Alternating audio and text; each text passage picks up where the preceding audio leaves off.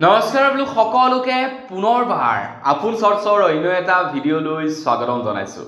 আপোনালোকৰ বাৰু ration card আছেনে নাই কমেণ্ট ছেকশ্যনত জনাবচোন।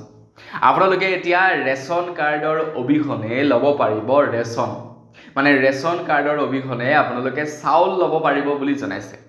আপোনালোকক ৰেচন কাৰ্ডৰ দৰকাৰ এতিয়া নহ'ব।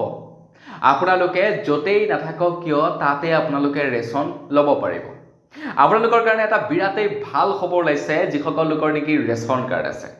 তো ৰেচন কাৰ্ডধাৰী লোকসকলে এতিয়া ৰেচন কাৰ্ড নোহোৱাকৈ ৰেচন ল'ব পাৰিব বুলি জনাইছে ভাৰত চৰকাৰৰ ফালৰ পৰা। তো আপোনালোকৰ কাৰণে ওলোৱা সেই ভাল খবৰটোৰ সম্পৰ্কে মই আজি আপোনালোকক ডিটেইলছত জনাম। তো ভিডিঅ'টো প্ৰথমৰ পৰা শেষলৈকে চাই থাকিব। মই চিলপাঞ্জী গগৈ, আপোনালোকে চাই আছে আপোন চৰ্টছ। আহক আৰম্ভ কৰোঁ আজিৰ ভিডিঅ'। আগবাঢ়িছোঁ আজিৰ খবৰটোৰ ফালে আগবঢ়াৰ আগতে আপোনালোক সকলোকে সৰুকৈ এটা ৰিকুৱেষ্ট, যদি খবৰটো চাই ভাল লাগে লাইক এটা কৰিব, যদি ইনফৰ্মেটিভ লাগে তেন্তে বন্ধুবৰ্গলৈ শ্বেয়াৰ কৰি দিব। তো কেন্দ্ৰ চৰকাৰৰ ফালৰ পৰা ঘোষণা কৰিছে যে এতিয়াৰে পৰা ৰেচন ল'বৰ কাৰণে আপোনালোকক ৰেচন কাৰ্ডৰ দৰকাৰ নাই। আপোনালোকে ৰেচন কাৰ্ড নোহোৱাকৈ ৰেচন ল'ব পাৰিব বুলি কৈছে। আৰু সবচে ইণ্টাৰেষ্টিং কথা হৈ গ'ল, আপোনালোকে য'তেই নাথাকক কিয়, আপোনালোকে যিখন ৰাজ্যৰে মানুহ নহওক কিয়, আপুনি যিখন ৰাজ্যত থাকিব সেই ৰাজ্যতে আপোনালোকে ৰেচন ল'ব পাৰিব। ধৰি লওক আপোনালোকৰ ঘৰ হৈ গৈছে আসামত, আপোনালোকৰ আছে বৰ্তমান বেংগলোৰত, তো আপুনি আপোনাৰ ৰেচন ল'ব পাৰিব বেংগলোৰত। এটা নতুনকৈ নিয়ম প্ৰদান কৰি দিয়া হৈছিলে।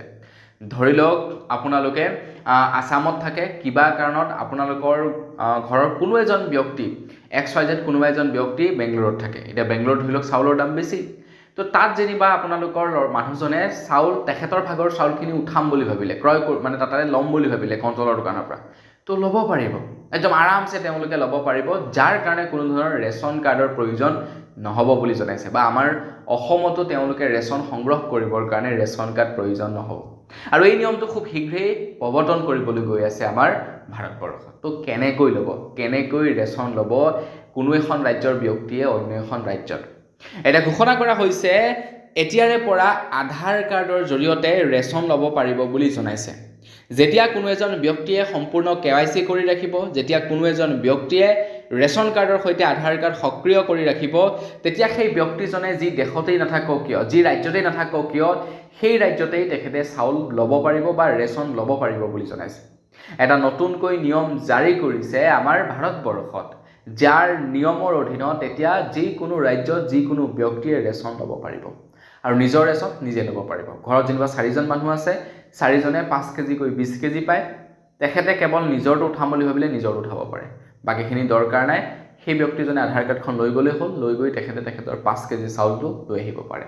তো এইটো এটা নতুনকৈ নিয়ম ঘোষণা কৰিছে, এইটো এটা নতুনকৈ নিয়ম প্ৰৱৰ্তন হ'ব আমাৰ ভাৰতবৰ্ষত। তো কেনেকুৱা হ'ব নিয়মটো সম্পৰ্কে আপোনালোকে কমেণ্ট ছেকশ্যনত জনাব।